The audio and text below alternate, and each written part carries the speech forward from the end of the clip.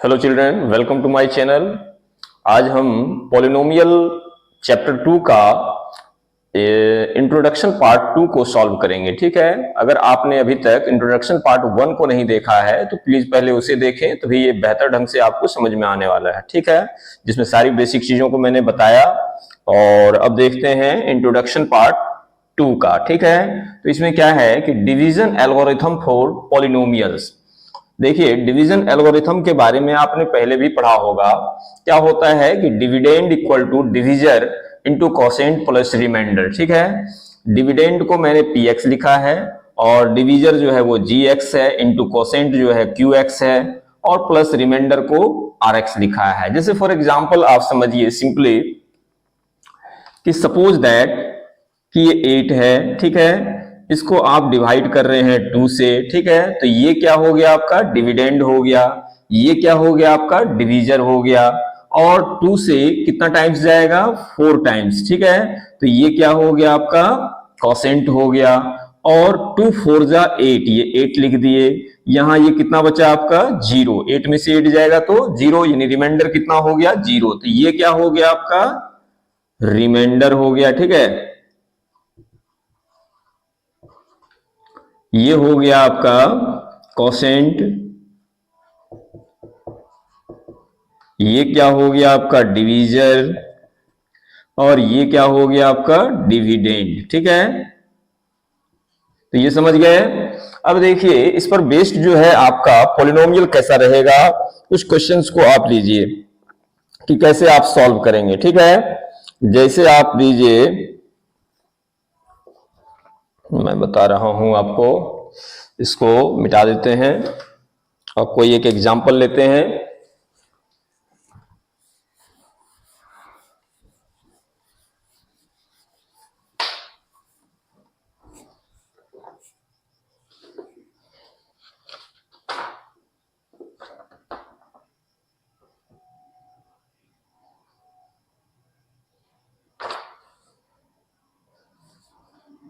जैसे देखिए, एक एग्जांपल ले लीजिए, 2x स्क्वायर प्लस 3x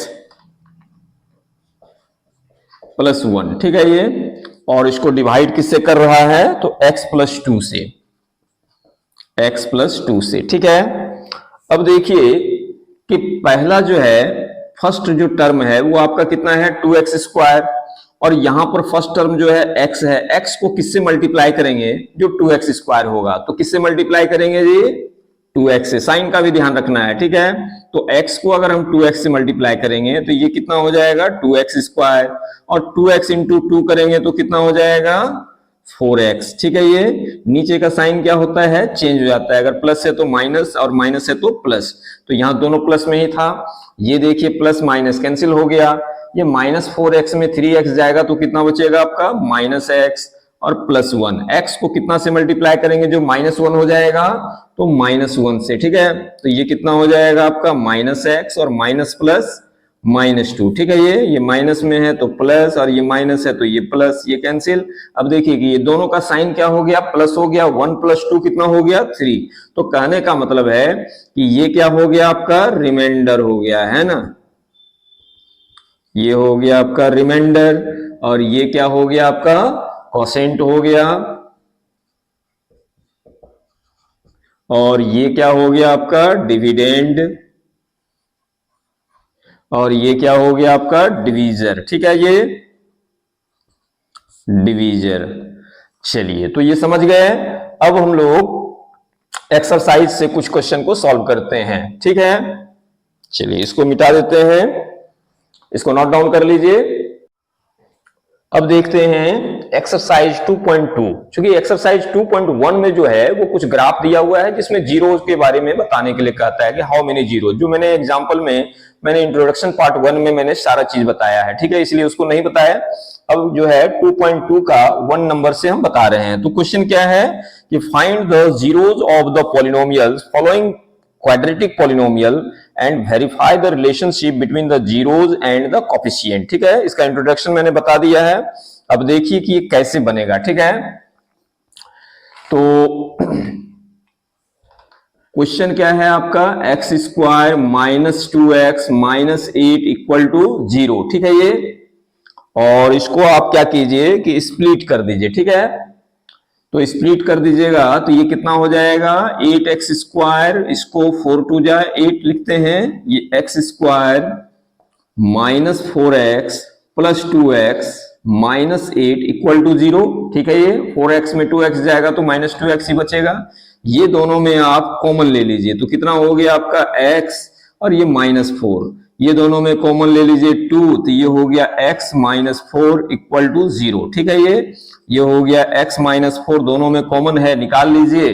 तो इसमें बच गया आपका x प्लस 2 इक्वल टू 0, ठीक है। ये अब एक बार इतना टर्म बराबर 0 दिखाइए और एक बार इतना बराबर 0 दिखाइए, यानी x माइनस 4 इक्वल टू 0, यानी x इक्वल टू कितना हो गया 4, और एक बार आप शो कीजिए x प्लस 2 इक्वल टू 0, यानी x इक्वल टू कितना हो गया माइनस 2। तो ये x का 2 वैल्यू आया, यही जीरोज है। अगर हम इस वैल्यू को इसमें पुट करेंगे तो ये कितना आ जाएगा, 0 के इक्वल आ जाएगा, ठीक है।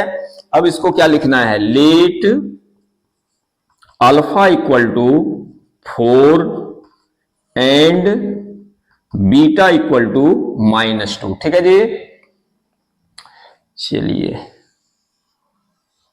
अब आपको क्या दिखाना है, सम ऑफ 0, ठीक है। इक्वल टू क्या फॉर्मूला होता है, तो minus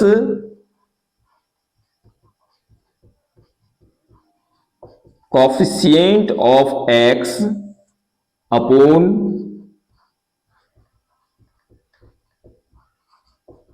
coefficient of x square, ठीक है। तो देखिए यहां पर आपको जो इक्वेशन का फॉर्म होता है वो मैं लिख दे रहा हूं, ax square plus bx plus c, ठीक है। ये है तो ये कितना हो गया, सम ऑफ जीरोज का मतलब हो गया अल्फा प्लस बीटा, ठीक है। ये और alpha plus beta equal to क्या होता है, तो माइनस बी बाय ए, यहां तक ठीक है। अल्फा का वैल्यू आपका कितना है 4 और बीटा का वैल्यू कितना है माइनस 2, ठीक है। ये माइनस लिख दिए, b यानी कि जो x का कॉफिशिएंट है वो b है, और यहां पर देखिए x का कॉफिशिएंट जो है यहां पर पहले आप लिख लीजिए, ठीक है, कि a इक्वल टू कितना हो गया 1, b इक्वल टू कितना हो गया माइनस 2, और c इक्वल टू कितना हो गया माइनस 8। तो ये वैल्यू मैंने लिख दिया।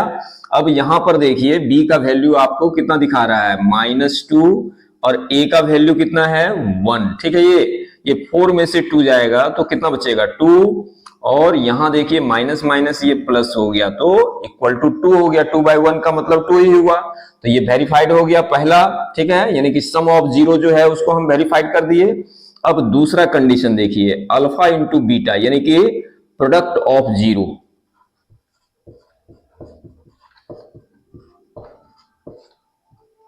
प्रोडक्ट ऑफ 0 इक्वल टू क्या होता है, तो कांस्टेंट पार्ट कांस्टेंट टर्म, ठीक है जी।